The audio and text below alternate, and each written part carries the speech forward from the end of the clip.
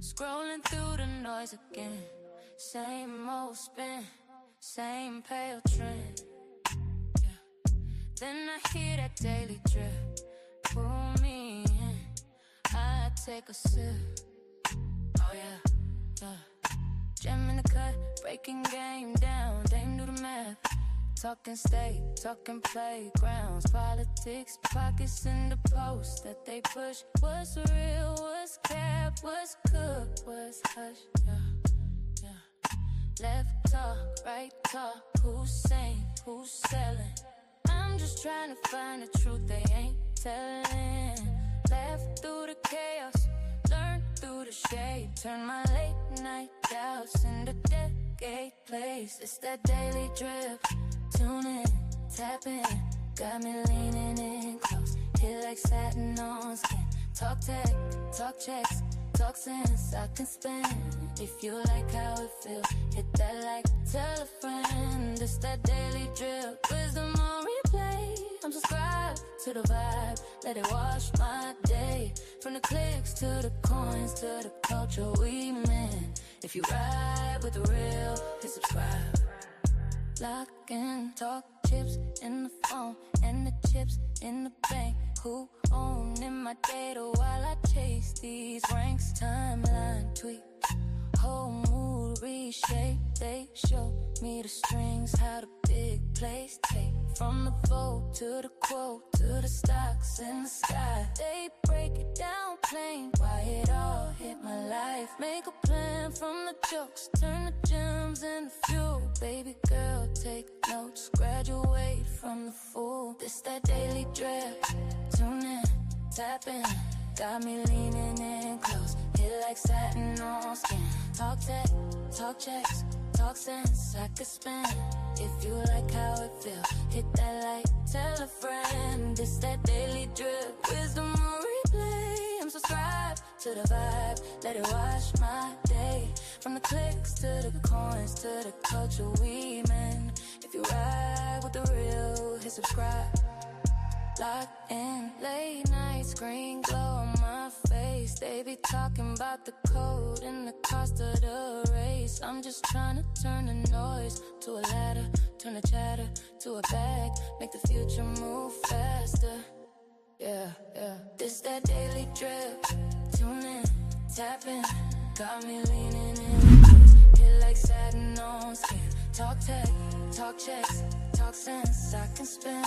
If you like how it feels, hit that like, tell a friend. This that daily drip, wisdom on replay. I'm subscribed to the vibe, let it wash my day. From the clicks to the coins to the culture we mend. If you ride with the real, hit subscribe. Hey y'all, it's me, Jim Jones, coming in real quick with y'all for the late night drip. So sorry we kept y'all waiting. We had some technical difficulties, but give me 1 second, y'all. I'll be right back.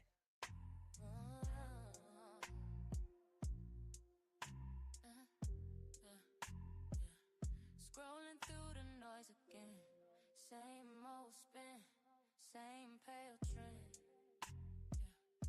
Then I hear that daily drip. Pull me in, I take a sip. Oh yeah, yeah. Gem in the cut, breaking game down. Dame do the math. Talking state, talking playgrounds, politics, pockets in the post that they push. What's real, what's cap, what's cooked, what's hush, yeah, yeah. Left talk, right talk, who's... And that's how y'all know that we are live. Had somebody at my door this time of night, so just trying to see how it's going. Give me 1 second. Again, y'all, what is going on?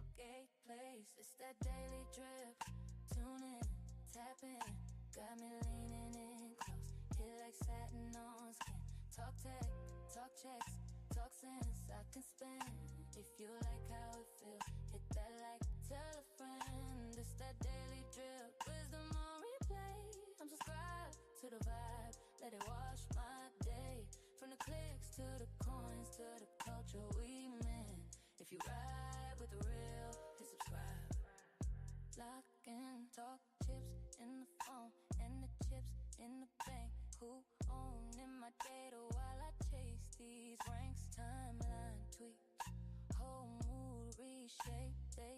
All right, y'all. I'm finally back. This is how you know that I'm a real human and not an AI. Like somebody has said before, look, I didn't mess up my hair, y'all, since the last time I seen you trying to run back and forth. So as you can see, hey, I'm your girl, Jim Jones here. Real person, not AI, as someone has asked me before. I got real problems. I got real stuff going on, but I'm very happy y'all are here to drip with me tonight because it has been a crazy Friday the 13th. So thank you for being here with me. Drop some drip in the comments if you too have had a crazy Friday the 13th. Woo. All right, y'all. So today we have a great show for you. Whew, man. A great show for y'all around politics, a little bit of that Super Bowl sprinkled in there, and a little bit of that drip to give y'all a little bit more to go into your holiday weekend. Now, a lot of us don't get no holiday because they are not acknowledging President's Day unless you work for the government. So it's still a holiday though. So let's get into this. See what we got going on in here. Drop some drip. If you have not hit that like button, by the way, hit that like button. Subscribe if you have not. If you haven't decided if you wanted to subscribe, just stay tuned just a little bit longer. Just hang on a little bit longer. We're going to show you why you need to. Now, along with me is my brother Play Name. Now, to give you all a little bit of backstory why we kept pushing the live back a little bit. Everybody in here has had some level of updates, okay? Some kind of updates that's been going on with their machine, laptop, desktop, whatever we got. We've all had some kind of technical issue today. So we kept pushing it back, but we just want to make sure we got y'all some content. So Play Name, I'm gonna pull you up. Let's hope that your mic is working. Mic is working great because this is how y'all know it's live. So Play Name, introduce you to the people. Yo, what's going on? You can hear me, right? Yeah, it's been a day, man. And this is the wildest Friday. It's been a wild Friday the 13th. For those that are friends with me on Facebook, my God, read the story I just posted. It has been a very interesting evening, to say the least. To say the least. And now I got another update, man. Listen, so if I cut out y'all and have to come back, it's because now Apple has told me, hey, we got that update. So if you have not had your Apple update, check out your MacBook, check out your phone, because you probably got an update waiting for you. So if I cut out y'all, that's probably what's going on with me. So speaking of cutting out, you ain't hit the like button, hit the like button. But speaking of cutting out, oh, before I get into this, by the way, I'm Jim Jones. I'm co-host of our Daily Drip Show. Thank you, iSquad, for coming in here. Drop some drip, let us know where y'all from. Along with me is Plain Name. We are in here to give y'all a perspective, a little more, I wouldn't say, it's definitely not a liberal perspective, moderate to conservative perspective, along dripped in with facts that we can go ahead and support and show y'all in the risk, quality, and technical perspective, along with a male and female perspective. I am a lady, so I will be giving y'all a lady perspective. Not a perspective. OD on perspective. Just know that. But it's not one dimensional. Just know that. Yes. So if you're interested in that, stay tuned. We got a great show for you. So let's go ahead and get into it. So our first topic is going to be about 996 culture. Y'all know what that is? Drop some drip in the comments if you know what that is. Plain Name, you ever heard of 996 culture? I'm about to be just as enlightened as everybody else. So 996 culture, I'm looking for it now. 996 culture is a culture that is being absorbed specifically in startups. I'll give y'all a reason why in a minute. In startups and more tech areas, 72-hour work week. What is 996, you ask? This is according to BBC. This is by Theo Leggett. All right, so 996 means 9 a.m. to 9 p.m., 6 days a week. Craziness. Crazy. Okay. So basically, you ready to get this money? If you are, stay tuned. 996 culture. This is, I'm going to give y'all the clip notes. I can give y'all the link in the comments, but basically, long story short, the idea is that you're going to work really, really hard. You're going to work 9 a.m. to 9 p.m. because you're going to get this money. You're going to work hard. You're not going to slack, meaning take breaks. 6 days a week. And this has been adopted from China. So this first came in China a decade ago. And as you go through this, it says, it focused on transforming itself from the world's workshop for cheap goods into a leader of advanced technologies. Now, I think we can all agree that America and China don't have the same culture or anything similar to that. So this should be interesting to see. Drop some drip in the comments. Are y'all interested in being in 996 culture? Do you think it's good, bad, other? Here's some quotes. This is an advocate. Jack Ma is a billionaire founder of course, Alibaba, y'all. Take with that will.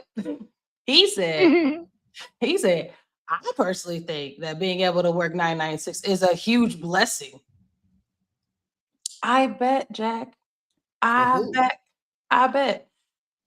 He also said it's not just entrepreneurs, most successful or ambitious artists, scientists, athletes, officials, and politicians work 996 or more. Additionally, it's not because they have extraordinary perseverance, but because they are deeply passionate about their chosen careers. Look at Jack. Give me my money. Crazy. So I'll give y'all the link so y'all can check it out. But I want to know what y'all think. I'm going to give y'all my perspective in a second. I want to know what y'all think. Drop some drip in the comments. Let me know if you think that, this is something that America can adopt, won't adopt. Why? Also, once again, let me know where y'all from. Let us know your name, because sometimes your name comes up and it be like some other name that's not your name. So let us know what name you want us to call you. If you do, drop some comments. But plain name, I'll go and then I'll pass the baton to you. My thing is this. Yes, if you're an entrepreneur, you're going to work hard like that. Anybody who own a nail salon, you own a beauty shop, you making websites, you hustle, you making videos, and Plain Dame can tell you all about this hustle. It's really hustle culture with that. And gig work is heavy like that. Now, yes. However, the difference in my opinion, from my perspective, being somebody who comes from tech, why would I do that? Why was you giving me the bag for 955 culture? Why would I sign up for 996 culture? Make it make sense. Now, here's where last part, and I'll pass over Plain Name. I wouldn't be surprised because they're trying to get everybody for the low. So if I can't get you for the low and I still got to pay you X amount of dollars, how about I just make you work longer? And I need less of y'all. Anyway, that's my part on that. Plain Name, what you think? My perspective mirrors yours. I mean, that's basically what it is. And as somebody who has worked that kind of hustle, I am very well versed in, project, editing, videography, design, website design. I've done all of those things, right? Me and the spouse. So we expect us to work like that, but it's no way I'm going to put that kind of workload on to somebody else. That's just inhumane. People are human. People have things going on. I mean, there's no way that I can even expect that kind of work out of someone who does not have any ownership in what I'm doing. They're being that part. paid to be to perform a certain task. Do that task when it's done, or VAR. You know what I mean? But I'm not about to sit there and expect you to grind the way I'm grinding, because you're not getting paid the way I'm getting paid. So to me, that is disgusting. It's usury. It's a lot of different things. It's disgusting, man, because the thing is, how do I expect you to work like that? I'm not even giving you medical. I'm not adding to anybody's 401k. I'm just like, yeah, here's the money that, now granted, if you are a big part of the project, and Jack said, go get my money. Look at Jack. Jack said, go get my money. Of course, he gonna say that. Alibaba. He's selling, shut up, man. But anyways, if you cutting in on the profits, then that's different. You know what I mean? And I've had situations where we receive commercial revenue, things like that for stuff that we've done. So I can understand somebody that's working with us, that's getting a nice amount of money. I mean, if the job requires more to be done, then that's different. But just 996, nah, dog. no, your job is done. You going about your business. So I can never in good conscience push somebody to work that way. Go home, Roger. Now here's why I brought this up, right? So first of all, Jack said, go get my money. Okay. He gonna tell you, yes, this is for you. Make my money. I want you to remember that. You see how happy he is? That's how happy he is every Friday when that direct deposit hits. I promise you, it's 1,000,000 times higher than whatever you making. So he said, yes, get my money. Now I want to talk about your boy right here. This is Will Gow. Rilla is looking for people like Olympian athletes. He insists that while the hours are long, there's no rigid structure. I'm like, holy cow, I have a super idea I'm working on, and then I'll just keep working until 2, 3 a.m. and then I'll roll in the next day at noon or something. And what they're playing on this is that basically people are very excited about what they're working on, which we can all agree, he ain't the oldest, okay? You got that kind of energy. We'll see what we'll talk about in about 10 years. When he got a wife and she talking about you ain't never home or whatever it is, and you still making whatever and you ain't owning it.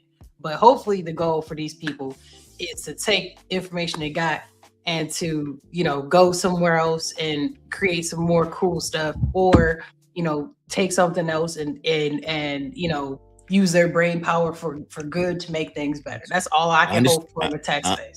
Understandable. That's it. That's all I got for that one. Anybody, you got anything else? Plain Dame, you want to add? Since I see we got Cassius Pay in the house. Well, he was. My dog made it through. Okay, we thugged our way through.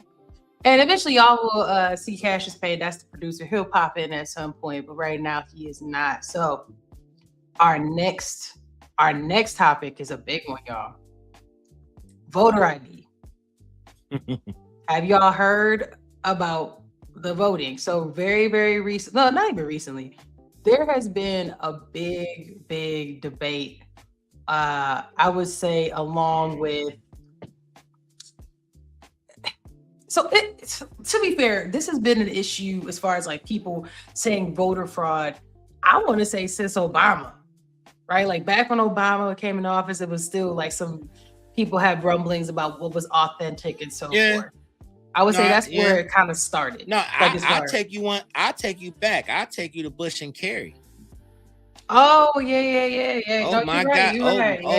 Oh my God. Let's count the Florida votes, right? It was the Florida. Again, it was the Florida with the 4 a.m. Ballot counting saying, Bush's brother-in-law was like, he won. And everybody was like, oh, hecky no. Big lie. So voter fraud has been a thing for years. You're right. That was when it was really like people willing to like really push the narrative and argue over it. So because of so if we think about that, that was what 1998. That might have even been. Was that 98? Oh, no. Or was that 02? I feel like 02. So this is almost 20 years. This is 20 years ago. So at the minimum, it was 20 years ago. So for 20 years, if you think about it, we have been questioning voter authenticity, right? Now let's fast forward to 2026. A lot can happen in 20 years. In current state, we're really narrowing in on, are you saying who you say you are? Before it was, how authentic were the actual counting mechanism? If I remember correctly, it was about like counting it right and making sure that not only it was counted right, but like the people there were also there. But back in the day, so our young folks, way back in the day, you didn't go to a computer to vote. You had to actually fill out a piece of paper and like actually put your bubble in, and don't mess up that bubble. You couldn't exit. You had to bubble in. So it. Yeah, what you had. And so good number 2 pencil. And if you didn't, and if you didn't mess, so another reason why this could be back then a potential issue is if you didn't bubble it dark enough. You kind of bubbled in too. We're not sure. So that's why they had them kind of issues. Fast forward to 2026. Now we like, is Jenny Thomas really Jenny Thomas, or is Jenny Thomas Olivia Smith. You know, so like we're actually questioning who this person is, and even what's her age? Even if you are Jenny Thomas, you supposed to be here. Where you live at? Where you come from? What do you 113? What? So that is where like we have similar challenges, right?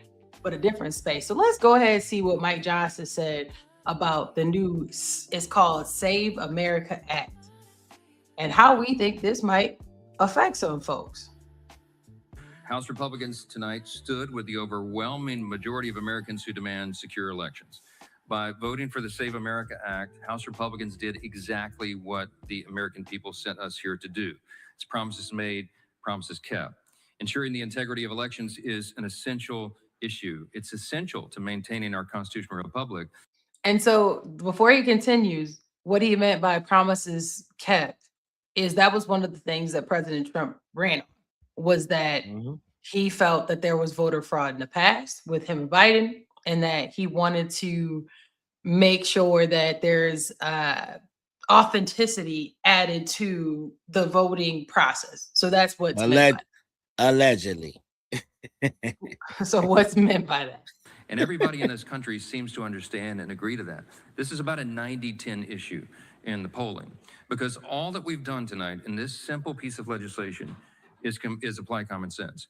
And the second part of it, what we added tonight and what is part of the Save America Act is the second piece, the very common sense requirement that you have a photo ID. So he's going to explain in a second what photo ID meant.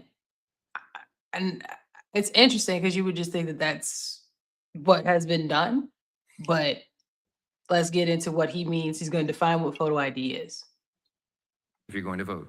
So that's it. That's what the bill does. Proof of citizenship and photo ID to vote.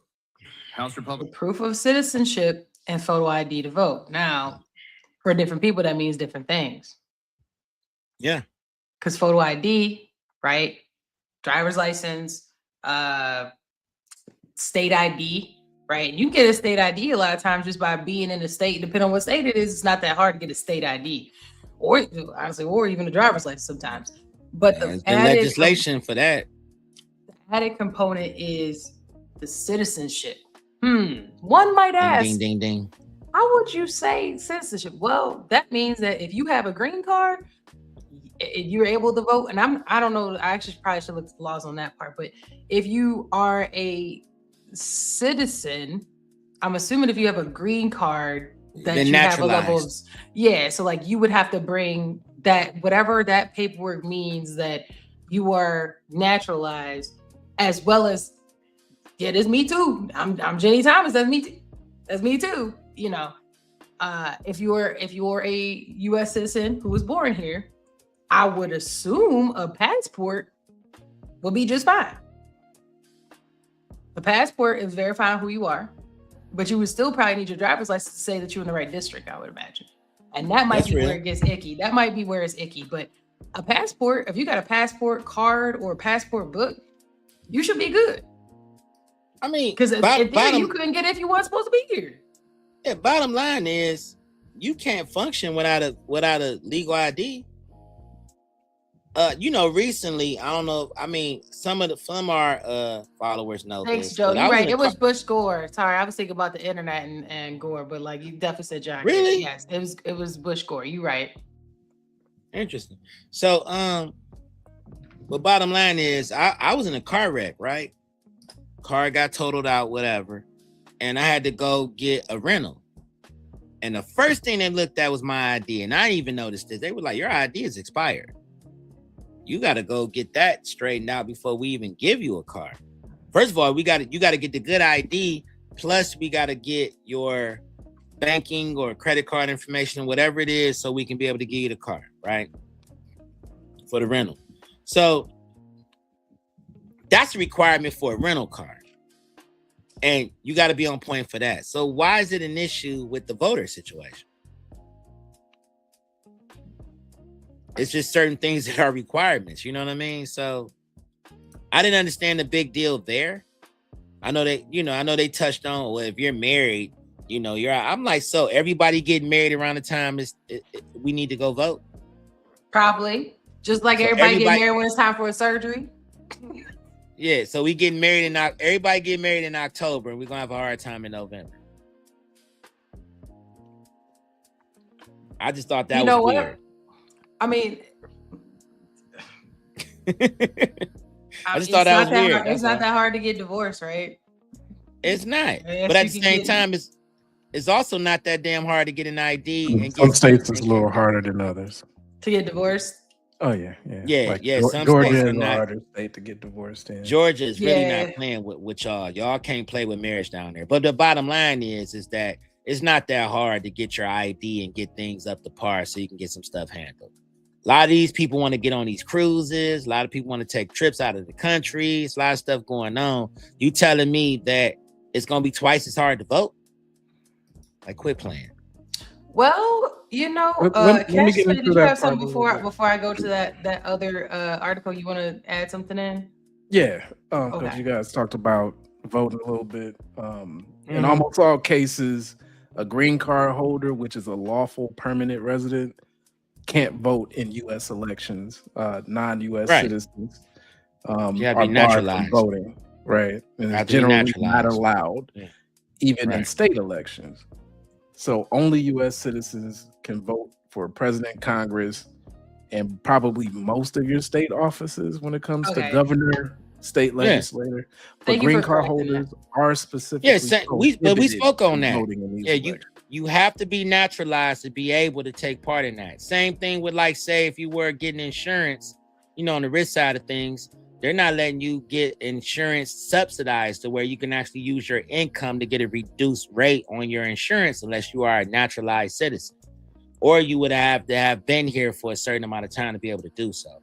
But in order to participate in your local and national elections, you have to be a naturalized citizen to be able to do so. I was going to get to that. Nope. So go ahead.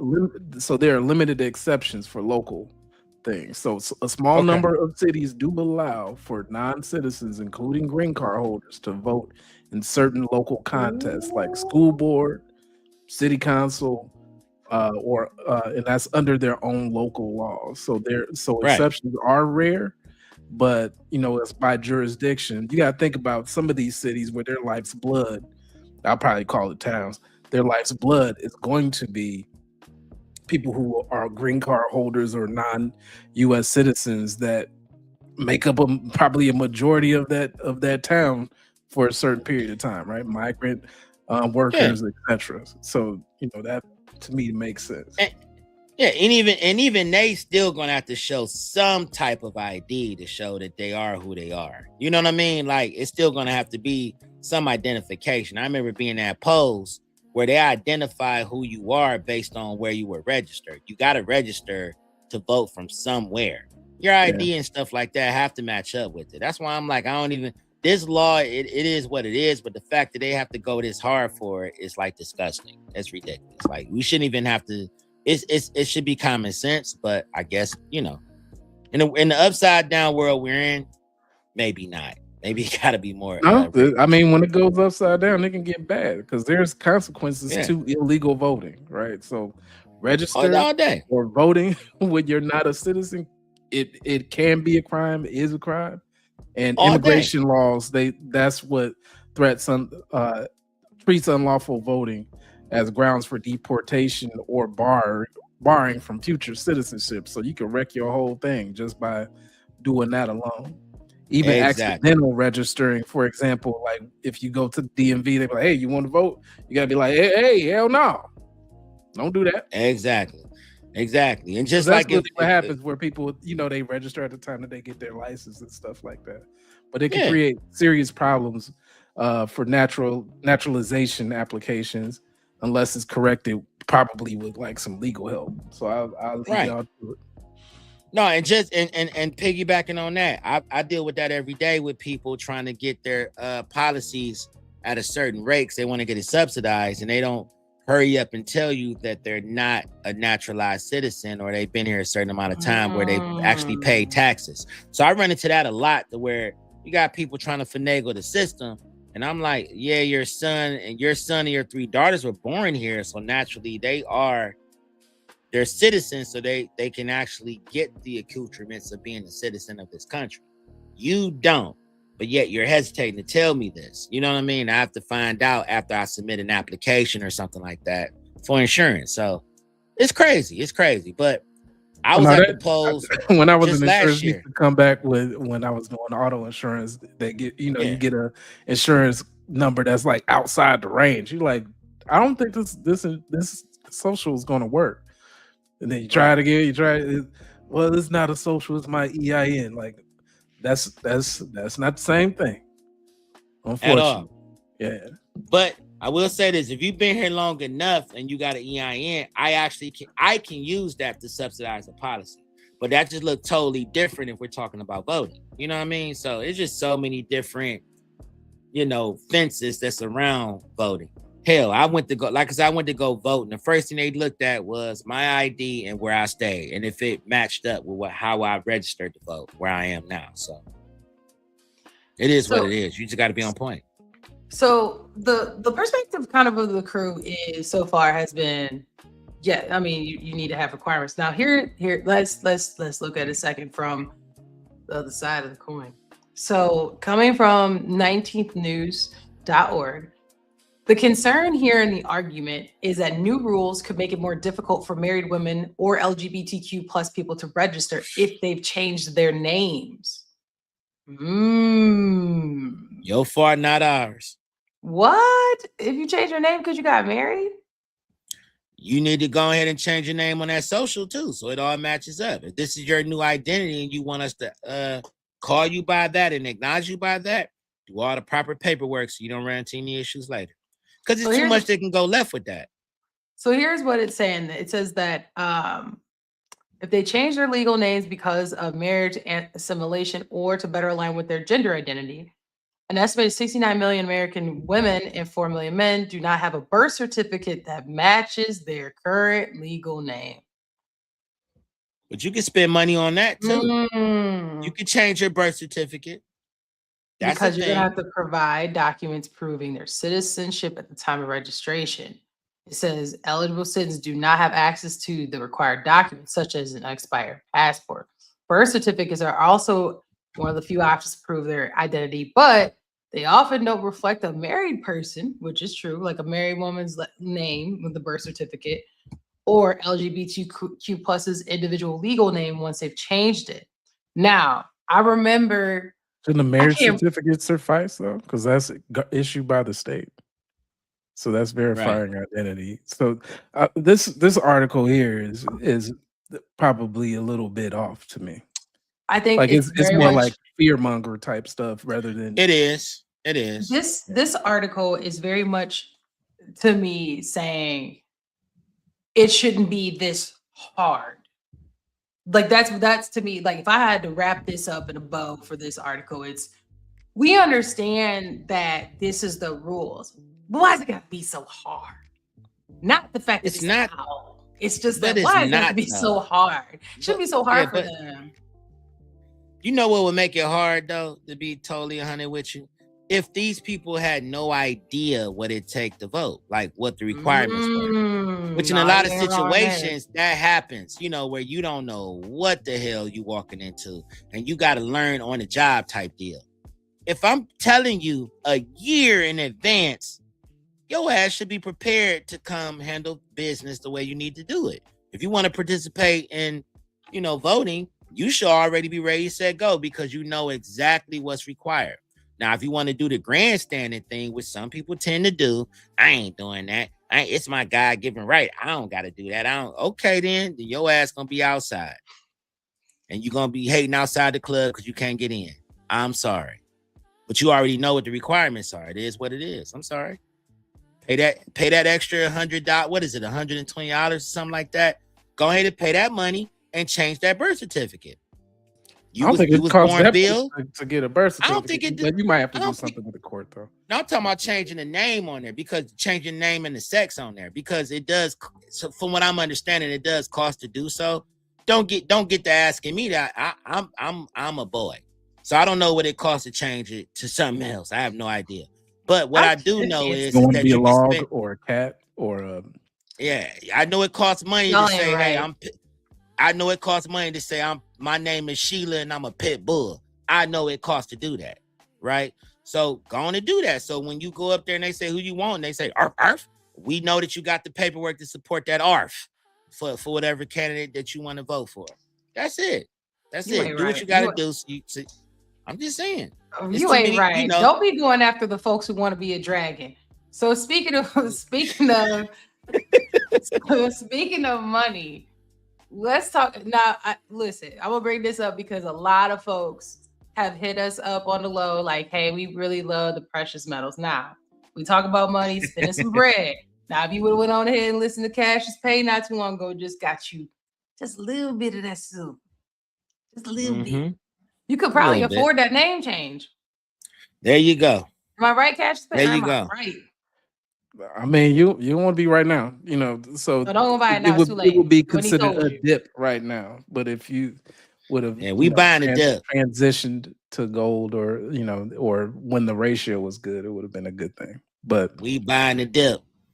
Yes, and you should. It's still a hedge against inflation. I don't want to get into it deep on this channel because that we don't get super deep here when it comes to precious metals, but it is my thing. I really, really enjoy it. I think that it's good to hold on to something that is tangible and fungible at the same time. That's wealthy words there. Tangible and fungible. This how your credit score went up when he said that, right? Warren Buffett. Right. My dog. Berkshire. Listen, the images people probably have of you is wild. Listen, for what they think they think he got a gray fro and a white beard, and his credit score is 970. That's what they hear when he starts. It's fungible and tangible. Oh my goodness. So I don't think y'all can't really see it. I don't think as well as I had hoped. At the top here it's the year performance. Okay, this is silver at the top, platinum second, gold is third. Palladium is fourth, and feeder cattle is fifth, up 38.96. Now, why am I telling y'all this? I just want y'all to know, look at this. Came from the Master Investor. Shout out to him. So the Master Investor has been talking about how, let me see if he has this, like how you should look at what is actually on sale, what has been the trends. Now, what I want to go down here is what has been going negative. Bro, orange juice is the worst in the past year. People ain't drinking orange juice no more. They're not trying to get their vitamin C right now. They don't give a damn. Well, hold on now. Think about it. Where does orange juice come from? The next one is cocoa. Is that Africa? I don't know where cocoa comes from. Haiti. Cocoa leaf. Blood cocoa. The third is Bitcoin. No one should be surprised that down 34.96. Fourth is sugar. That's because high fructose corn syrup is in the they like we in here. We in this thing. 5 is rough rice. Now, y'all, I need to look that up. I have no idea what rough rice means. Rough rice? Yeah, but that's ghetto rice. That's nah. Don't do that. If it ain't rough, it ain't me. No, I don't know. I ain't never heard of a rough rice. So in the negatives, if you look here, this is like the worst, right? But let's look at the middle. This is where I want to have a little bit of. We talk about inflation. Are you gonna be able to like just zoom in? Zoom let in me see if I stop sharing. Is this the furthest that you can zoom in? I'm gonna see if it'll let me do more. All right, but to help about the rough rice, it's the unprocessed form. It's also called patty rice, whole rice that's harvested, but it still has the outer husk on it. So can you see it better now? But you have to scroll down if you want. Yeah, we just not gonna call it ghetto rice. Whoa, what happened there? Yeah, but that's good. Now scroll over to the left a little bit, and now we can see it all. So this is the top: silver, platinum, gold, palladium, feeder cattle. All the periodic table. Don't know what Nikki 225 is, but I need to look that up because I have no clue. I believe that's the stuff. I don't know what that is, y'all. But let's go ahead and go to the middle now. 10-year note, 5-year note, 2-year note, 30-year bond.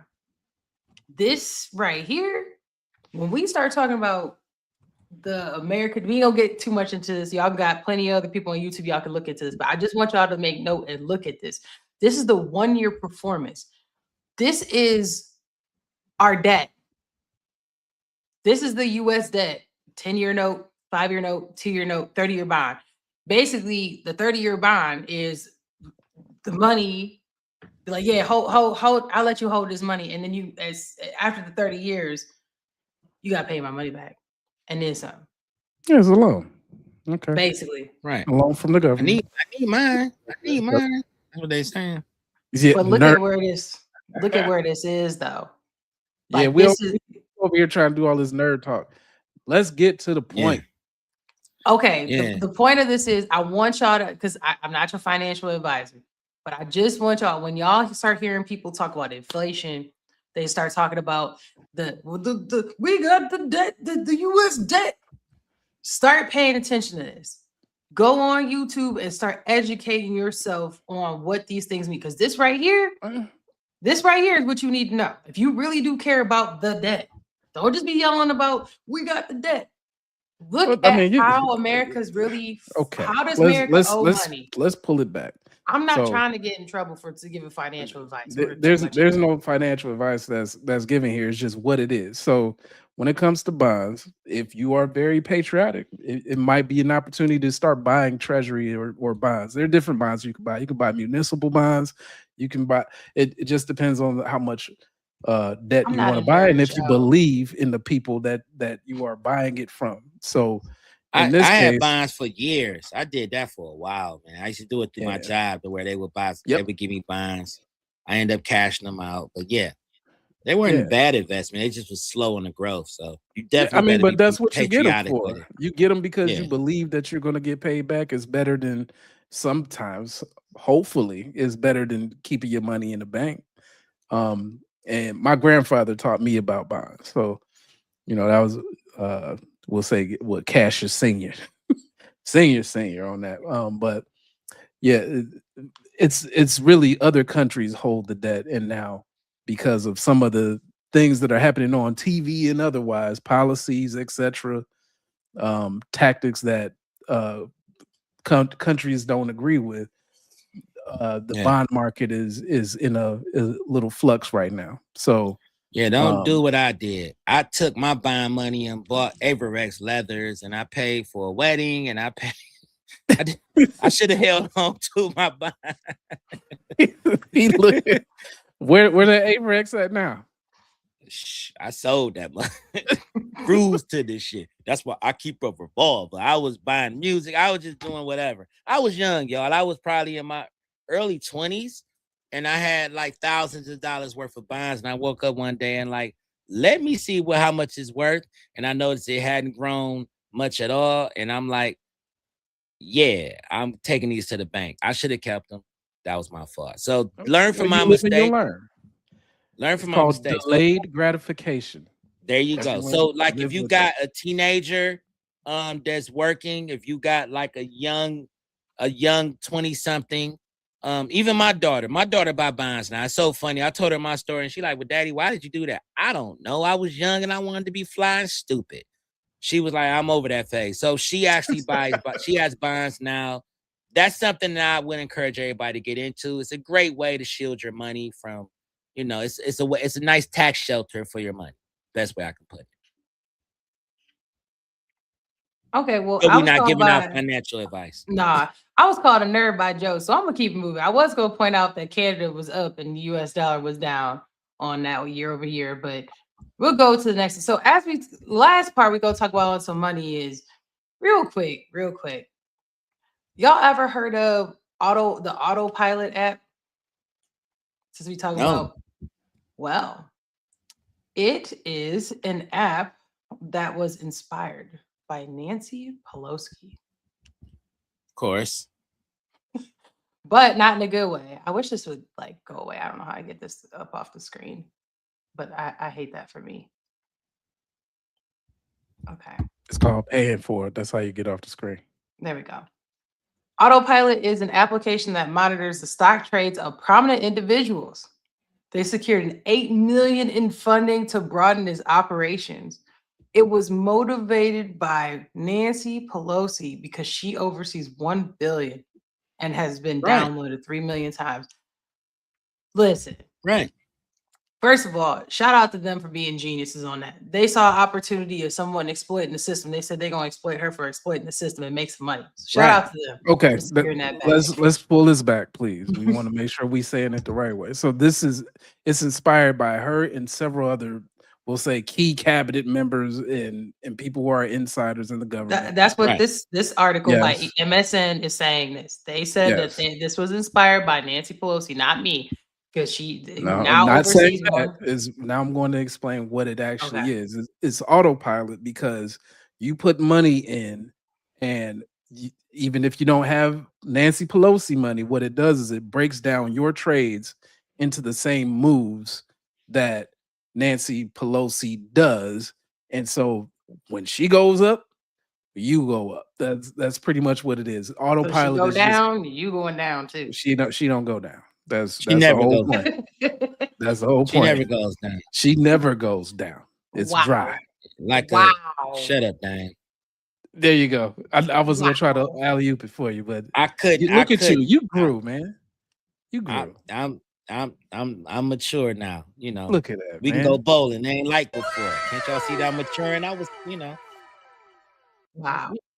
According to says the app lets users track or even, as you said, automatically mirror the stock trades of prominent investors and members of Congress. It says Autopilot plans to hire more engineers and marketers and expand its footprint from San Francisco to New York City. Now, based on what you said, Cash Spade, yes, but it's also like it literally is technically. I mean, it is kind of exploiting her in some ways. Like, it's not. She's not getting exploited at all. At all. You actually on the back end. You're going after what she has to report. So it's like when everybody makes big trades, you're still at least 30 days behind. So yes, you do. You're in the wake of it, but you're not making the moves when she makes the moves. You're making moves that they have to report. It's like she's doing Kim Kardashian with like keeping up with the Kardashians, but doesn't have her show for keeping up with the Kardashians. People are watching her, and she didn't sign up for them to literally watch her. Is what I'm saying with that. Like Kim Kardashian, she did when she reports her trades, like she has to do. Yes, then you're trying to keep up with that Kardashian. You're never going to keep up. You're not in the room with her when she makes the trades. What you do is, it's like. When she steers left, when you get to the corner, a mile later, then you steer left. When she steers right. But by that time, you will never make the moves that she would make because you're not in the room. That's all that I'm saying. And I do agree with this, Sir Joe, is that public officials should not be allowed to 150%. While it should be in a blind trust or something to that effect. And their spouses. Nothing's being. I mean, man, it depends. I just know she like Jay-Z in the 90s. She will not lose. Well, I mean, you're in the know. You get Secret Service information. You get high level security data. If you're in some of those groups, you already know what's coming down. You know what the government's going to buy. So hell yeah. That's the epitome of insider trading, though. You go. That's what it is. It was all I know is you get your ass to the center of the screen, please. I've asked you several times. So sir. According to this, the person who developed the app said that I'm gonna try to. Been taken aback by the timing of her trades, and so because of that, the observation that's what made the tracker on social media. So upon her retirement, Autopilot will cease tracking her trades, by the way. With Warren Buffett and other large traders too. It's not just it's been a thing. Before this even came along, it was a page. It was like 3 or 4 of them on Instagram where they reported their trades. Correct. Yeah, that's what it says here. Yep, right here. I even picked up a few tips off a few of their trades. That's how I got into a few different things. Yeah, that's what it was saying on that. Yep. So that's interesting as we talk about money and people being impacted with money and never mind, I ain't gonna say that. I agree with Joe. I think that if you are someone who has, the ability to see what's going on, that there needs to be some guardrails on that. And public officials should not be able to buy stocks while in office. I 150% agree with that. What's the name of the guy you mess with? What's his name? Is like Hurley? I can't remember the senator that you talk about all the time. Me? Josh? Yeah. I don't know his last name is Josh Hawley, right? Josh Hawley, yeah. Yes, yeah, like Nebraska. he's adamantly against stock trading. Yeah, one that got the board. And Kennedy out of Tennessee. Like they both be grilling the hell out of them about that. Yeah, because I mean, it's really create like, how do you get in the office? You worth $40,000 because your bum ass house that you got, and then the year one you worth 12 million. Year two you worth 40 million. Year three you worth 100 million. Like, damn, what is? And Josh be like, so why did you make that trade on Tuesday that garnered you $6 million? How do you know that was going to happen? And they be like, well, I don't know. Okay, so according to this chart right here that I've been looking at, Josh and it says that I'm like, man, me. Ooh, I feel sorry for anybody that cheat on him because he gonna have to proof before I even bring it to him. So you're telling me that you never met that guy before I caught you with him. Okay, so according to these text messages right here, this is text message from 1993. I didn't even know you could text at that point. I'm like, man, Josh is amazing. Shout out to Josh Hawley. You know you messed up, right? We are going to bring him to the show at some point, guys. Him and Senator Kennedy. We got to get them on here to ask them some questions. Kennedy probably the funniest guy ever in Congress. He is ridiculous. Explain it to me like I'm a 2-year-old. Man, he is freaking hilarious. Him and Holly. They the both. Listen, that's John Stockton and the mailman. Karl Malone. When it comes to grilling. Yes. They are John Stockton and Karl Malone when it comes to interviewing people. They be, boy, when they pass the rock, man, it'd be amazing. Speaking of pass the rock, let's go ahead and go into, I come with it. Go into actions have aftermath. Now, I think she just repeat whatever your last word is. I don't think that it actually does work. Yeah, don't hate on that, Cash. I am hating. I am actively hating. We lie. First of all, listen, Cassius Pay, I let you go with you trying to step on my Kardashian reference. Ooh. Speaking of smoking rocks. I'm going to need you. Yes, speaking of smoking rocks, we going to move on from Cassius Pay because he can interrupt me. So, the chimney is hot. I see smoke. I see smoke. Right along. We're going to look into, as promised, the Super Bowl. Yes, he does, Joe. My dog. Man. Explain it to me like I'm a 10-year-old. He always say that. That's funny. So he do that a lot, man. Bad Bunny did the Super Bowl. Okay. And so, of course, that was last weekend. If it's about to be music, then you don't need to cut it on. Okay, I can just keep the music off and just show the images. So there you go. That was I wonder who else stood on the car while they was doing they halftime show. So this is Apple Music's promo of the Super Bowl. So Bad Bunny did the Super Bowl. There's been a lot of back and forth with it. Each one of us are going to come with what our perspective on this is. Real quick on this, I think it's important because, first of all, let's set the scene. Puerto Rico is a part of America. If you were born in Puerto Rico, you are a U.S. citizen. We need to just put that out there. They're not, like, people from Puerto Rico are not a part of the U.S. Like, it's thin. Okay. Now, with that being said, I'm sure there's a lot of people from Puerto Rico who also just speak Spanish and don't really speak English because they live on an island of Puerto Rico. Bad Bunny is one of these people who really does not speak English, I believe, very much. I don't want to say very well, but very much. Second language. I believe that if you live in a country long enough, you absorb that culture, you can then, end up being a lot better. However, he doesn't live in America, so it's not like he has to sit here and talk in English. So a lot of upset folks, a lot of upset videos. This is, by the way, y'all see these trees back here? You see that? Those are people. Did y'all know that? These are people. And sugar cane. Yeah, like every single one is a person. Those are people that are. I wouldn't want. I wouldn't want that job. I ain't gonna sit in there in no damn grass. I'm allergic to grass. Itching, like that. It's crazy. I'm cool. Makeup. Nah, I'm good. So I need you to wear this green. Stand up for 22 minutes. What's the pay? Nah, I'm cool, dog.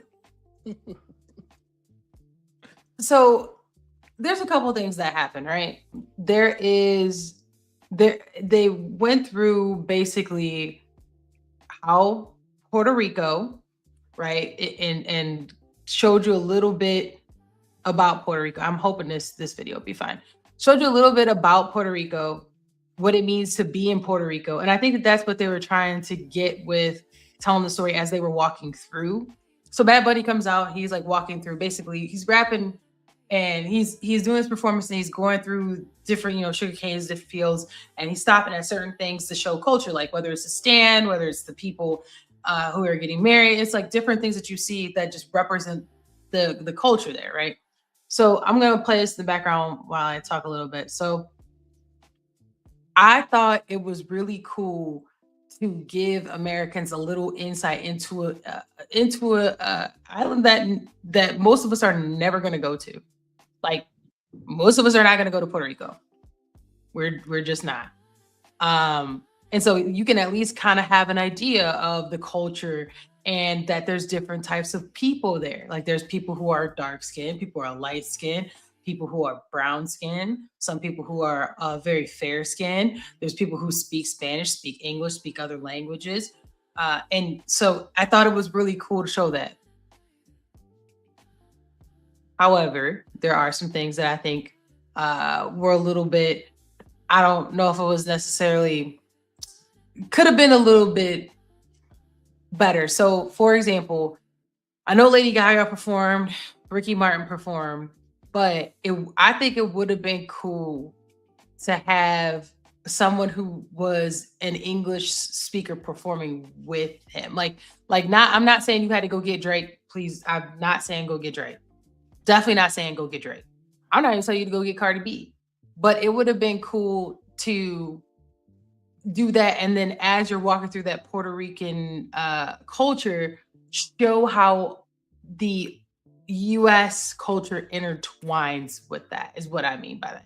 So like, not necessarily just even the language component of it, because I know y'all gonna get into that, but just how does images is crazy, right? Right. I'm getting depressed staring at this shit. Go ahead, I'm sorry. How does couple demons in there and shit? How does Puerto Rico pair with the US? And I think that could have just been better versus like more of like, this is just our history, like, because your history is our history too. And it was a good opportunity to pair where it comes together in that. So that's where I think the mark was missed. But overall, I believe that, all the different genres should get an opportunity. So we'll see what Jay picked next. So that's what I got. That's my 2 cents. What y'all think? All right. Y'all prepared for mine? And drop some drip in the comments. Let us know what y'all think. Please do. Let me know what you all think. Because keep in mind, we're commenting on the American Super Bowl, not football, not FUTBOL. All right. So I say this to say that, it's an American sport. It's been around since forever. Super Bowl is American tradition. All right. So first problem I had with it, all right, is the fact that they started off with someone singing the Black national anthem. So it came off as divisive out the gate. That's cool that y'all decided to change it up and do something a little different. But bottom line is, that's the time that we all come together. That's the time that we can kind of semi forget about white, black, Chinese, whatever. We're just looking at a sports event and we're looking at a top tier artist destroy whatever during the Super Bowl, right? During I mean not Super Bowl, but during the halftime show. All right. Now, per our discussion, the first issue that I had was, for one, yeah, we don't speak Spanish. I have no problem with that. I knew that there was going to be some lovely ladies of a different ethnicity shaking the tail feather. Who am I to disagree with that, right? Problem comes in is that you get somebody's little daughter or son asking you, what is he saying? Why are they not showing the lyrics? Because they did not show the lyrics, right? But if anybody has TikTok, anybody has any of these social media platforms, there's a bunch of people that was giving you the lyrics to what he was saying at the time, and none of it was appropriate. If Janet Jackson can't show her breasts, that man can't say nothing super crazy on TV during one of the most expensive times for advertisement to happen. So that was I had a problem with that because you don't know what you're listening to. You knew I thought the background told an excellent story. I thought the presentation was great. It's just that the performance wasn't. And then, you had different people that had opinions about how he sounded, how he rapped, all of that. Personally, if I got to sit there and get a translator to tell me what the performer is saying, it might not be right for the halftime show. Football is different. If I go watch soccer, it's an international sport. You may see a Chinese opera singer starting off the show singing something. Yeah. Like these are things that's expected, and that's cool because it's an international sport. Botswana,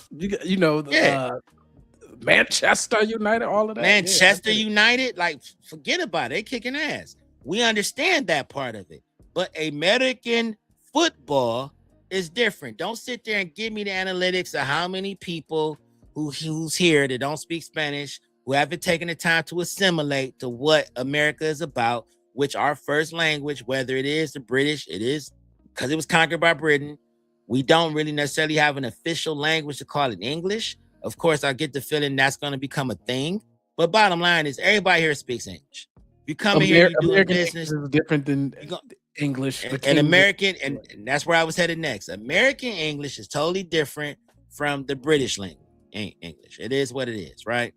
So that was the problem I had. I shouldn't have to look at all of these a million every 10-minute commercials and everything else that's been Americanized to sit there and sit through a performance that was more virtue signaling than actually a real performance to where I can actually enjoy it. Bruno Mars killed it. Michael Jackson killed it.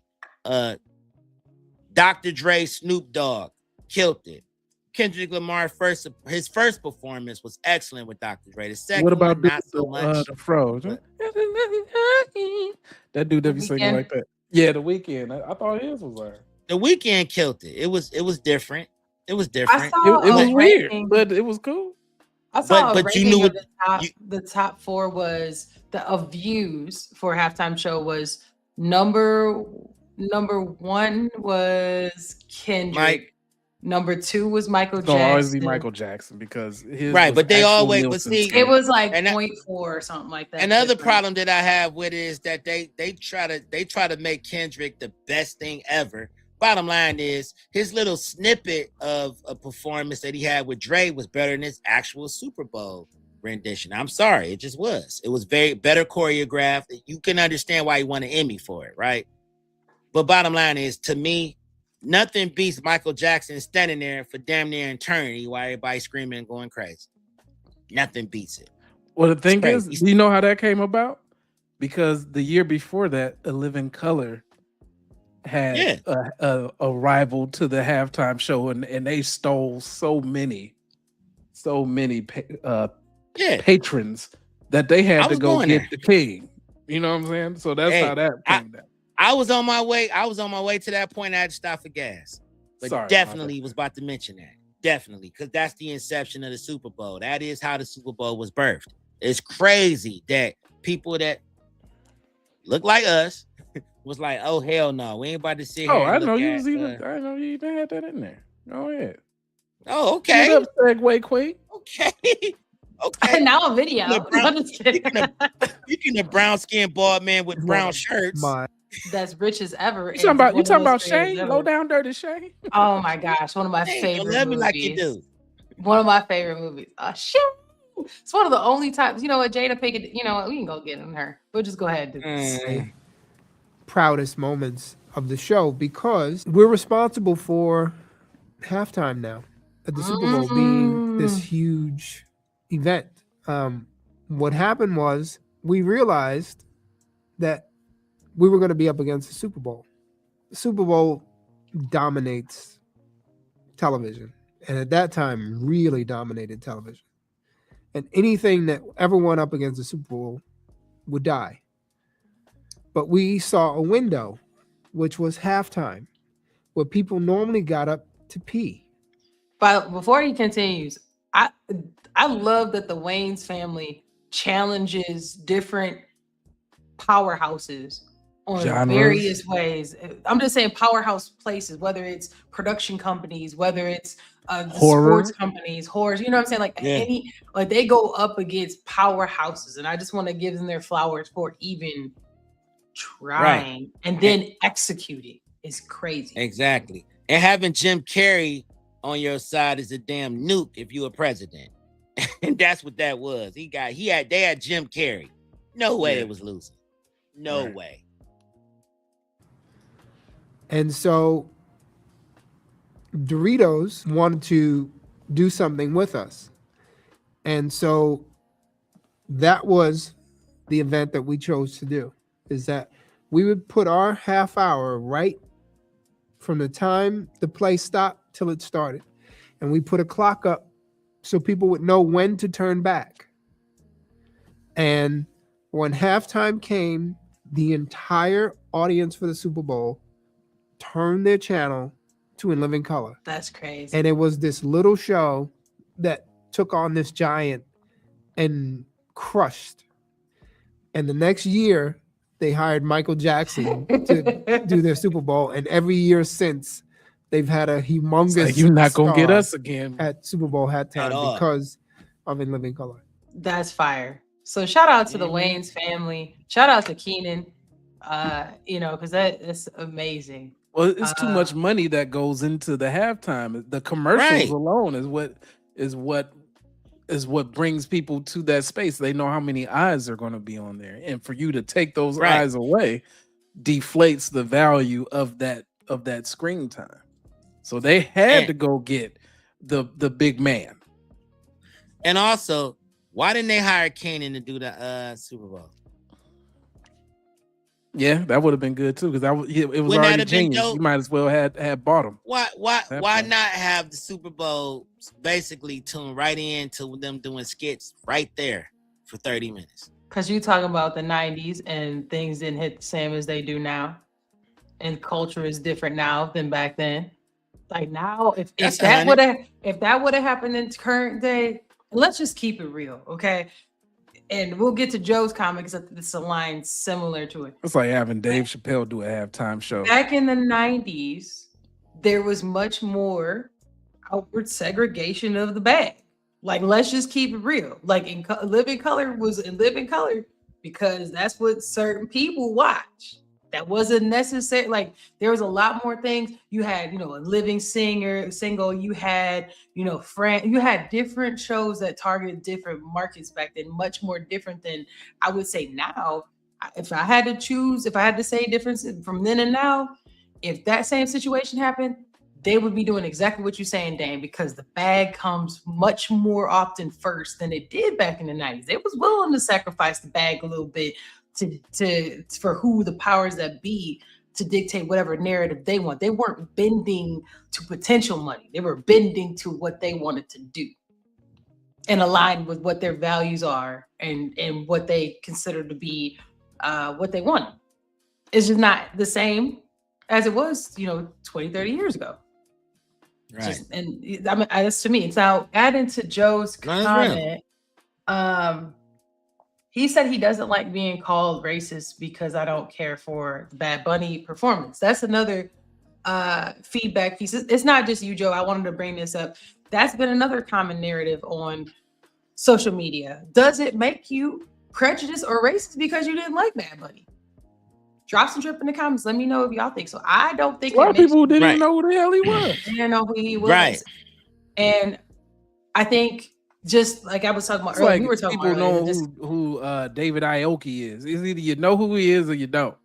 You either care about DJ shit or you don't. You either care about Bad Bunny or you don't. There's a lot. Yes, he is a very large artist, but but not a very large American artist is what I was. But you know what? I think that goes back to what I just said again, though. In this, and your young people in this day and age, they don't remember the 90s. They would have been a baby. They don't remember the early 2000s. They would have been a little bitty kid, right? And they're like, how could you not? That makes you're not welcoming of everyone. How could you not know who Bad Bunny is? Well, because there's a level of if it's not for me, it's not for me. Like, because that was very separated, and as we just stated, right? As close as I got to that would have been Jana Paul. And I said that. You know what I'm saying? I said Sean Paul must have been busy because why didn't they grab my man's? Because you might as well, because they'll be keeping you warm. I got the right temperature to shelter you from the storm. But he wasn't gonna book him because it looked like she got hit by that damn update. Told her ass. Oh man, I was she's like, yeah, I'll take that update. I was like, you should take it before the show starts. Yeah, go ahead. Yeah. But bottom line is, it's on my shoulders. Bottom line is, it half the people couldn't understand it.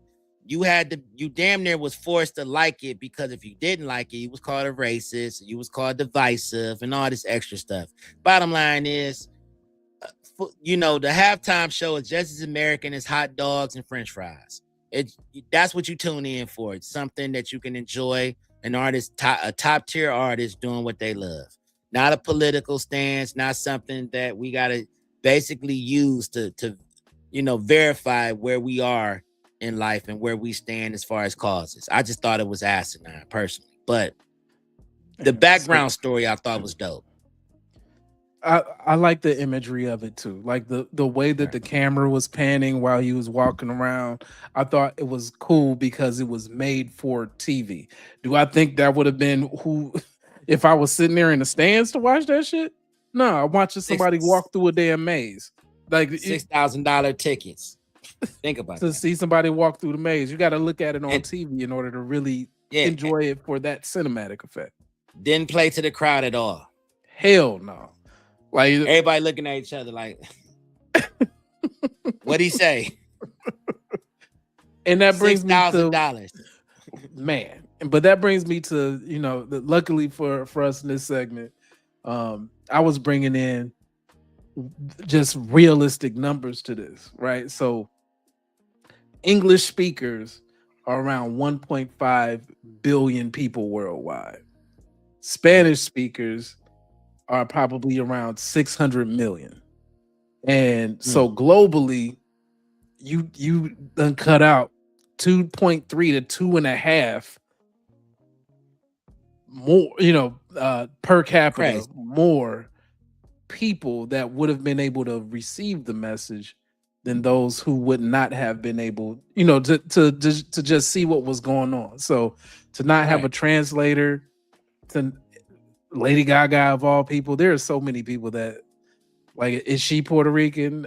I don't think so. I think she's from New York, but I mean, that's probably, I believe she's Israeli, isn't she? Okay, well, wait a minute. I thought she was German. I take that back. Hold on. Well, you can look that up, but either way, it doesn't read, right? Italian. So, she is German, Scottish, English, and French, and Italian heritage, but she identifies as Italian American. Her last name is very Italian. Okay, I mean, for the purposes of this, that's not what I was talking about. I was talking about reach, right? So when you speak in English, it gives you the maximum immediate lyrical comprehension on a global TV because they can be translated, right? For not just US viewers, but for everybody else. Spanish still can reach hundreds of millions of people directly, but it's not reaching people who don't consume Latin music in the first place. So it's more like vibing first, right? I'm vibing to the music versus like I can actually get what like it's saying. Yeah, like you listen to the beat, you're not really listening to what he's saying at that point.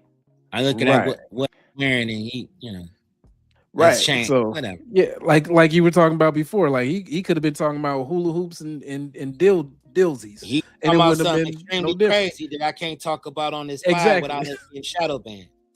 But it was insane stuff he was talking about. Yeah. So to it. So when you put it all together as far as impact, like the show remains the maximum reachable impact because like the broadcasting, the commentary, the media that's surrounding it is in English, and it speaks to that 1.5 billion English speaker base that you're talking about. But it didn't read because all the people who are culturally dominant, which you would say black culture, wasn't really feeling it because like it's just what it is. I didn't even see this. He said he about to do a halftime show while you was gone. You know what I'm saying? I saw that foolery. I saw the foolery. I saw that. He gonna fill in the meantime. Is nobody trying to see feet and eyebrow pics, bro. He said, "Go drop some drip in the comments." You know what? Shout out to Joe. Thank you for being my fan. I appreciate you holding it down. I can't even say that, but thank you. That was fun. That was fun. So bad Bunny. Like when I want to let me land my plane. Was it a win? Hell no, it wasn't no win. So overall, like you got people trying to big it up. I get it. You're trying to make fetch happen. I feel it, but it just wasn't it. And you can try again next time, but it'll have to be something like how everybody usually brings in somebody else. I mean, damn, like what wasn't Missy out there at one point? Or I mean, he brought out Lady Gaga and he brought out Ricky Martin. It wasn't an interaction. It was a quick blurb feature, which is different than how I've seen most of them happen, except for like when somebody's doing like a a change, like a wardrobe change or something like that. But everybody else, they get up there, they vibe with them for a second at least. They do like a little piece of a song. You see them disappear. You're like, where the hell they go? They went to go change their drawers and they came right back and they started doing their thing, right? Like that's the magic in the performance. I think that that's what was missing there. It was him mumbling into the screen, and every once in a while it pans over.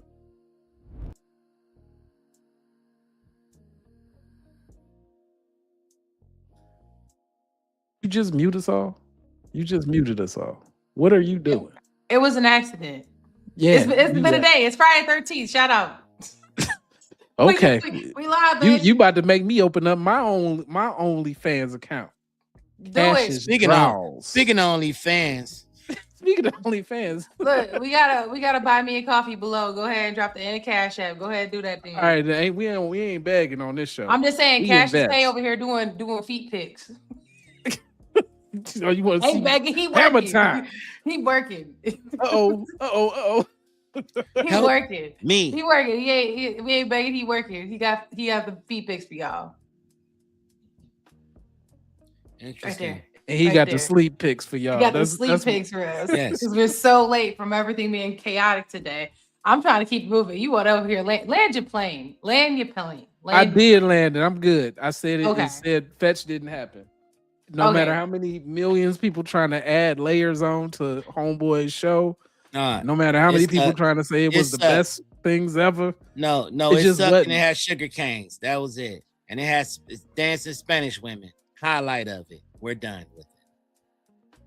And then like you had somebody who could have had like a reference like Cardi B, for example. That's your cross-pollination person right there that everybody in America is familiar with.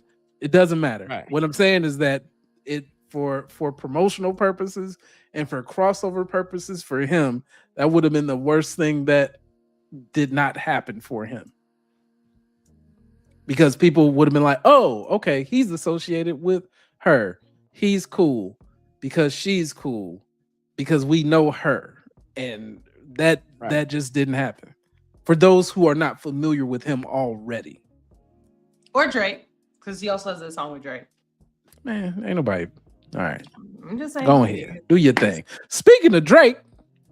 Speaking of the last part of the Super Bowl, y'all remember that there was an ad in there that talked about, we're trying to make sure we can find your dog on the Ring cameras.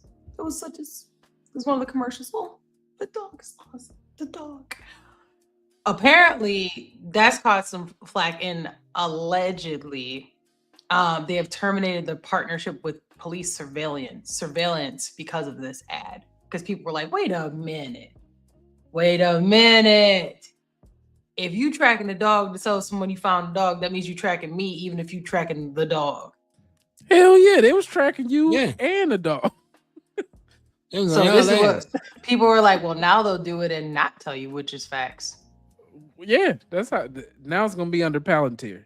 That's how that's gonna work. It's gonna be a part of the Palantir data set. Yeah. So just so y'all know, dog, your frog, your sleeping patterns, your call log. Y'all see these? They said every camera company that has access to this, you bet your favorite underpants that's being utilized with or without your knowledge. Yeah, because they selling the data. I mean, that's what it is. Who gonna turn down selling your data? So if you got one of those $1,200 robots in your house that got a camera to map out your whole house, guess where that data's going? Yeah, let me scare you a little bit. Hope you're not walking around in your drawers. Somebody looking. Oh yeah. Oh well. Right there. Nothing to see here. So shout out to the Super Bowl for making things obvious to people, even if they didn't want to. Now, finally, the last thing we have to drip. You need to hurry up because he is fading. It's the last drip we got right here. Drop some drip in the comments, as Joe says. So this is going to be, as we continue to talk about people losing their jobs and inflation and so forth. Here is some advice from a career coach. I think that would be nice for people to hear.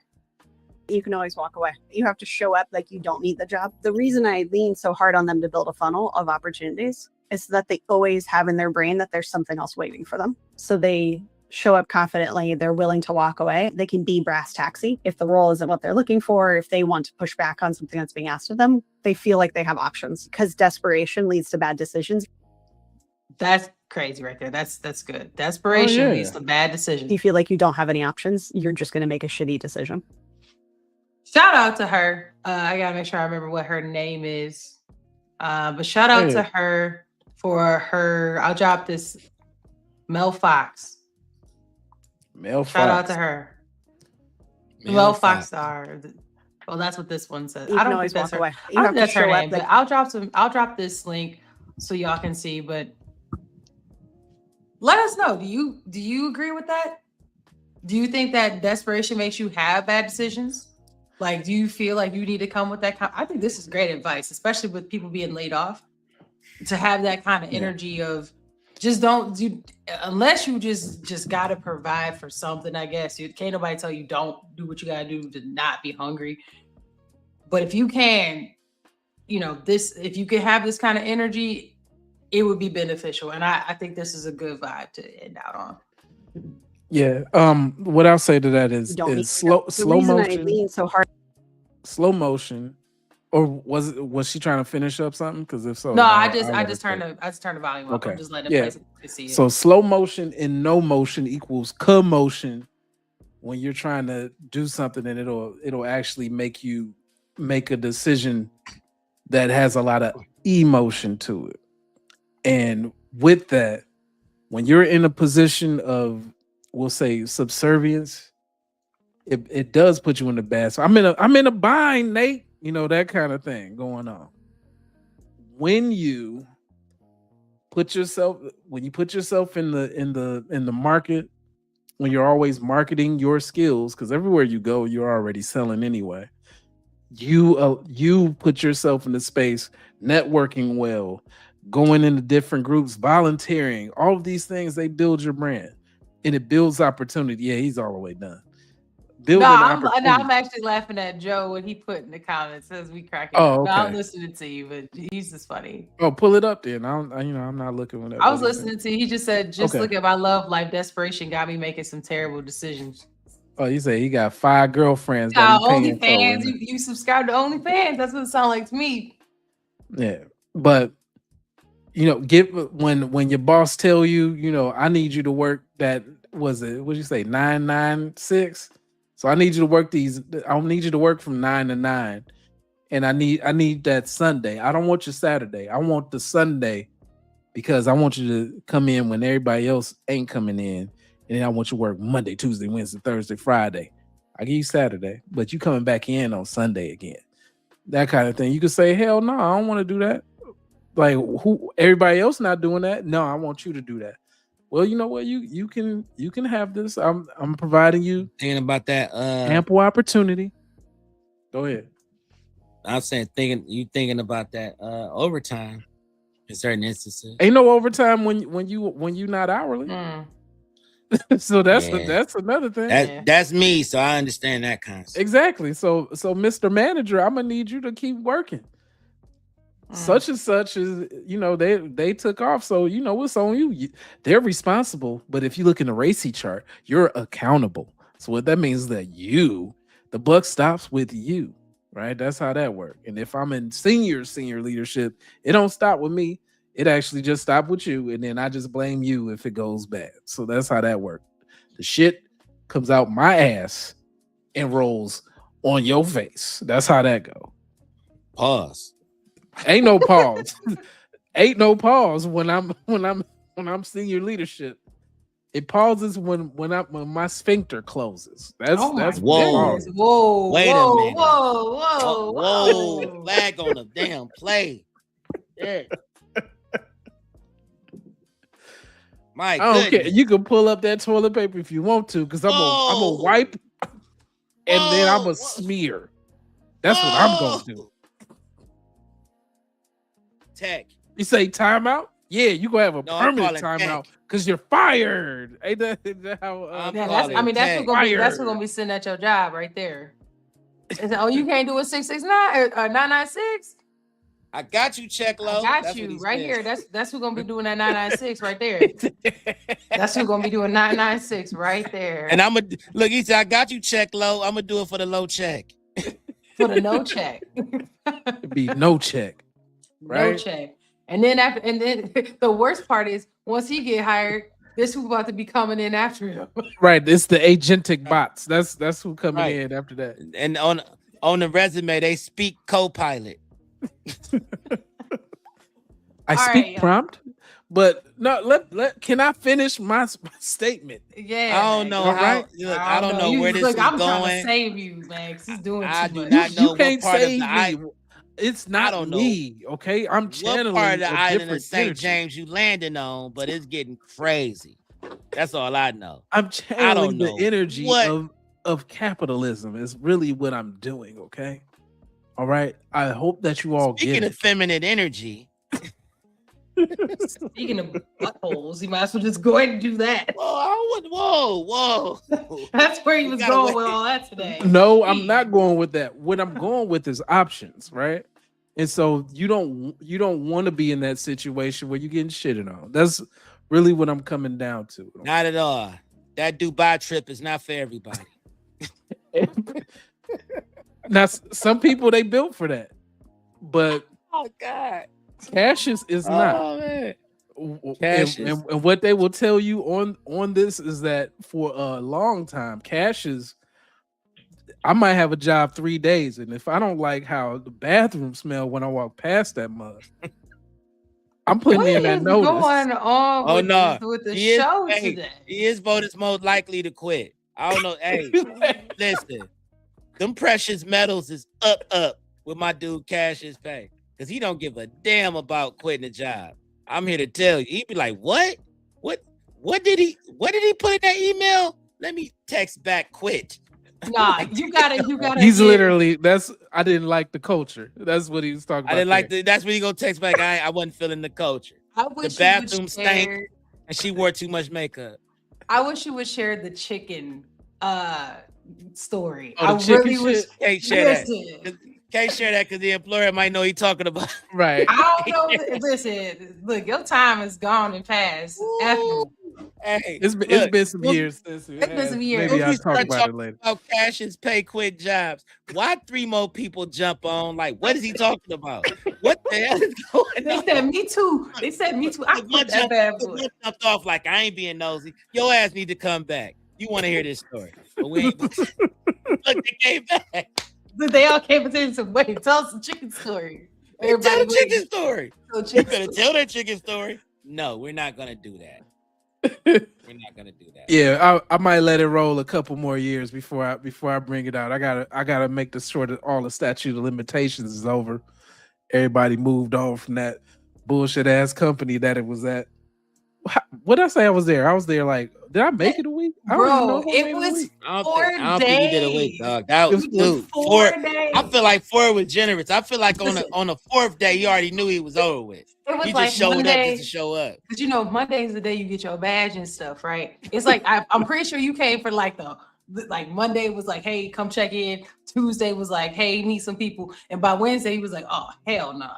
This ain't it. And look, 4th day was the first thing. I'll give a little tidbit is that everybody was gawking at my car. That was the first thing. Like, oh, hey, you. I'm like, no. Like, first of all, y'all acting like a bunch of broke bitches around here. I don't do this. For the record, Cash's Pay has an exceptional car that costs 6 figures. We ain't gonna go into what car it is. Then why you can't gotta see his damn face. Because you can't even see your face. So what difference do it make? If you at the gas station, they ain't gonna know it's you. See, listen, now he gonna be walking outside, and this who gonna be waiting for him. She like, listen, I heard you got a very nice car. Let me lead you to. Here we go. No, we're not doing that. Look, 4th day was like the second date where the first date she put out, and you was like, I don't know if I liked it or not. Let me go to second date. All right. I will keep it at a high level. So there were certain things that I already wasn't feeling from the top brass of the leadership. Okay. We go out to a lunch that was real finicky. And then I get back and people are arguing like it is, what do you want to call it? What's that? Wolf of Wall Street in the damn office. And I'm like, what the hell is going on in here? And my thing is that you can talk to everybody else like that, but you will not. I am not who you think I am. I'm definitely not from the suburban areas. I might sound like this, but I definitely... I will not allow that to go about. So we get to that point, and I'm like, Wayne Brady, you're gonna have to choke a bitch. Couple of I just couldn't shake. Disrespect I just couldn't take. And I was like, yeah, I'm good. And they were like, huh? What? I'm like, I already got another job. It doesn't matter. And so what I'm getting into this is that you supply yourself with other opportunities just in case you have to pivot to others. So fortify yourself. What that means is that contract. That's what you doing.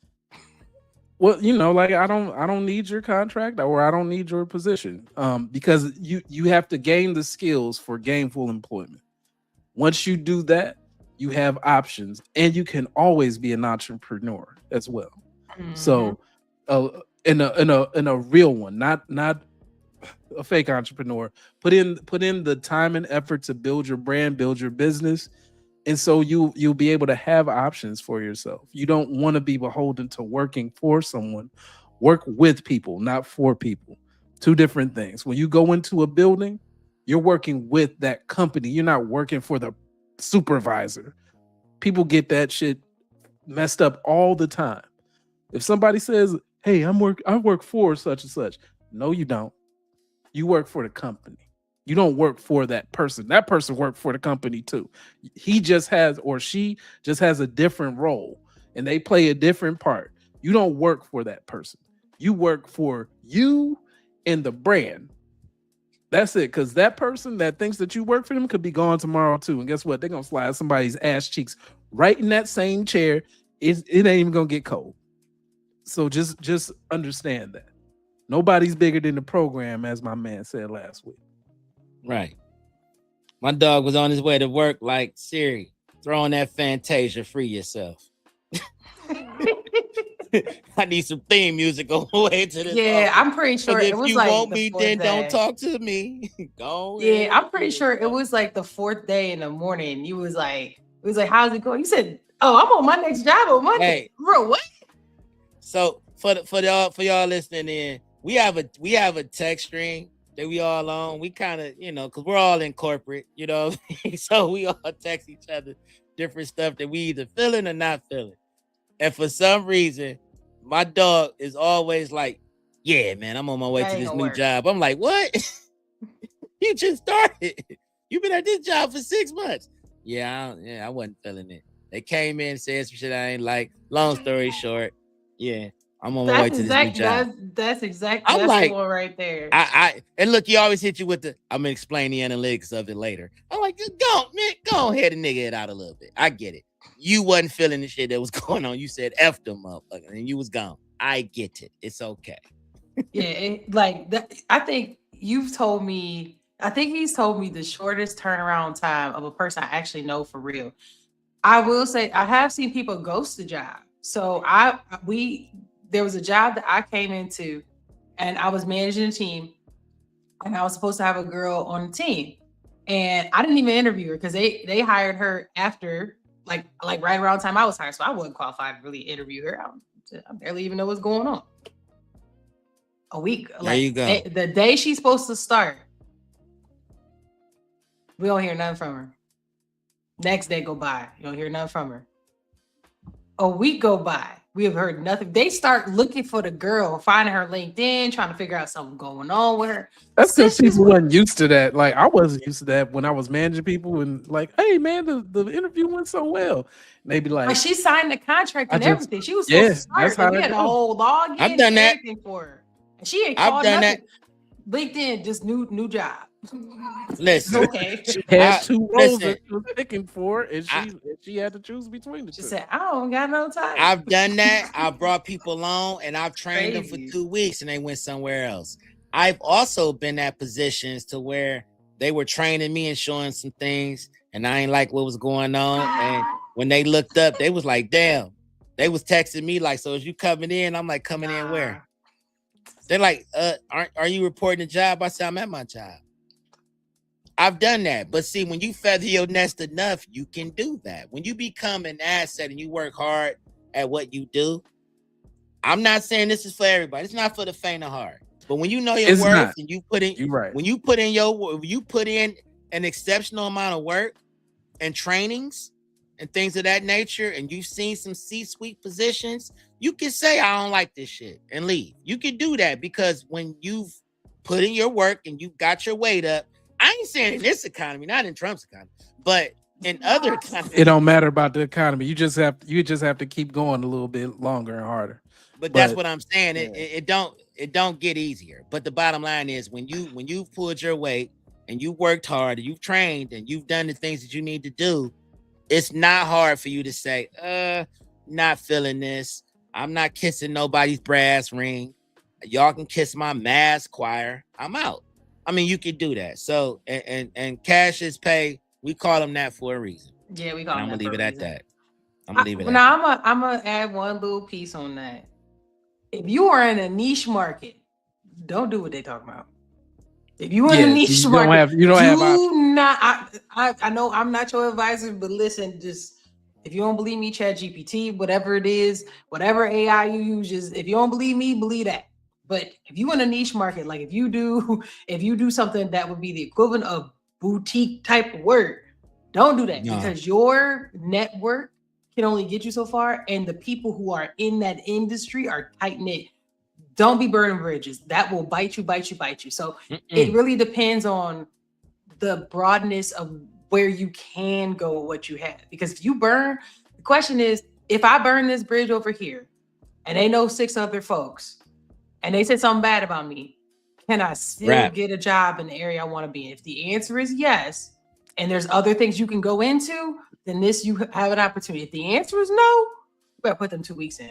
You show up, don't you ghost nobody, put your 2 weeks in, build relationships. Some people try to ruin you even if you do put your 2 weeks in. That's fine. That's on them as a character, and karma is what it is. Just know what you're getting into. Yeah, it is that case. Don't worry, it's a long game. Just 2 words that I live by, right? When it comes to this, it's called at will. Mm-hmm. It works both ways. Mm-hmm. Mm-hmm. And so those are the things that I live by. When I'm interviewing a company. They already know what I have on a resume. Otherwise, they wouldn't have picked up the phone and we wouldn't be talking in the first place. So right. My questions are, or why are you staying there? How did you get to where you are, or what's going on in that organization where you need my help? Then I get to decide whether or not. My G just said I'm the Undertaker. You didn't call me, so what's? No, for real. That's my favorite kind of interview. When I'm interviewing somebody and they turn around and interview me, that means they really know that they in the game. I always ask people questions about. I love it. We about to do some things. That's what that sounds. They coming in. They come in. Yeah. So what programs y'all use? Okay. So if I do X amount of whatever, how much do I get paid for that? What's the bonus structure for that? I'll be like, oh, I'm in love. Like I need them on my team. I need you. But more importantly, understanding what I know, asking them what I can do for you, but also ask them what can they do for me. Like you guys said, asking that is a really big tip to our people who are interviewing right now. You should also be asking them the things that they can do for you, not flat out like, what can you do for me? Not like that. But hey, I see it on your website. Your mission is this. How do you align with? Let them know I've researched you.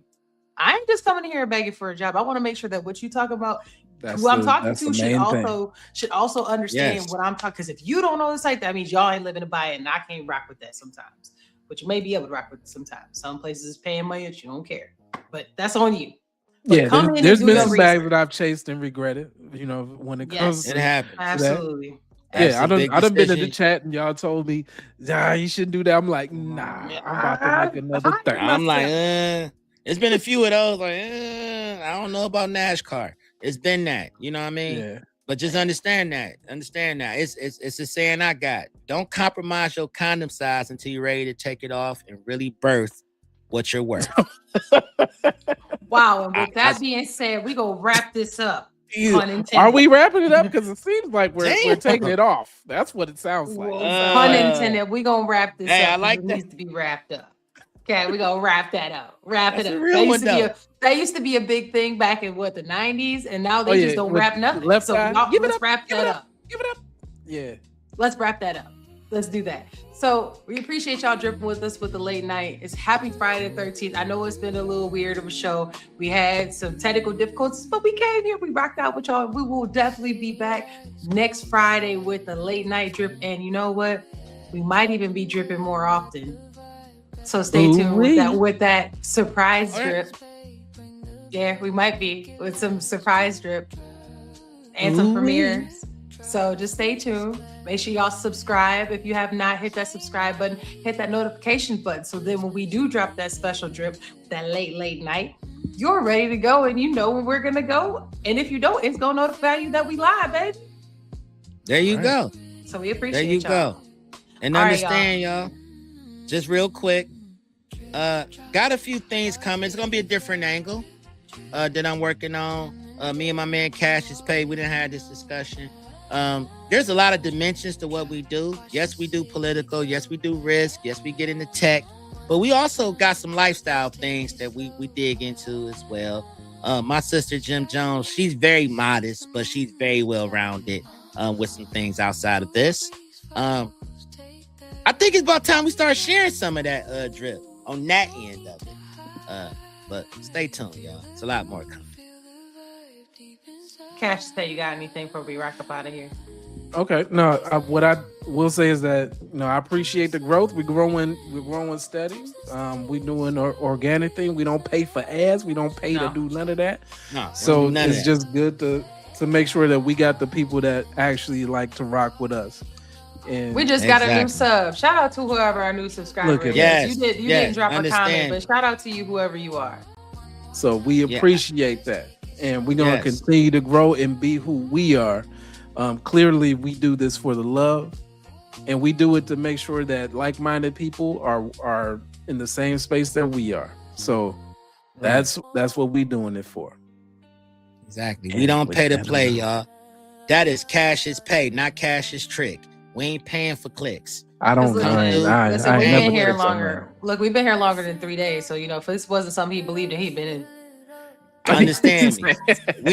We in a strip club with the dollar with the string attached to it on our Al Bundy. You understand me? If you really rock with us, you're here.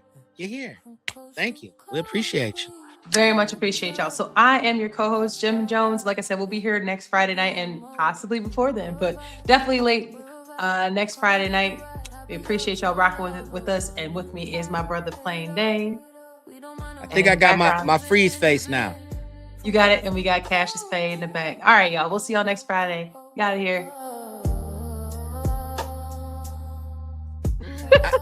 I'm working on it. I think I like it. Yeah, I dig it.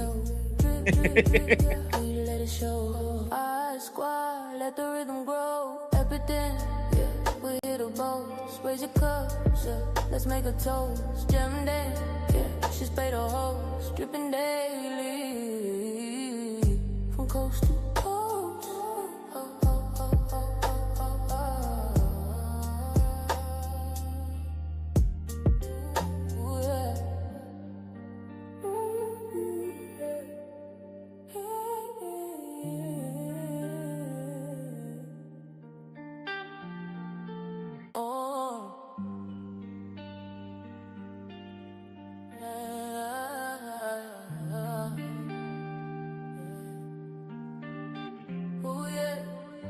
What's in your cup? Let us fill it up. Jamming down, bringing all the stuff. Cash is paid, no face, no case. Be so smooth, got the whole world late. From coast to coast, we bring the toast. Our squad vibes, we do the most. We're a vibe, come and take a ride. Hoppers up, show love, we're running high. Paid up, we don't mind the road. Dripping from coast to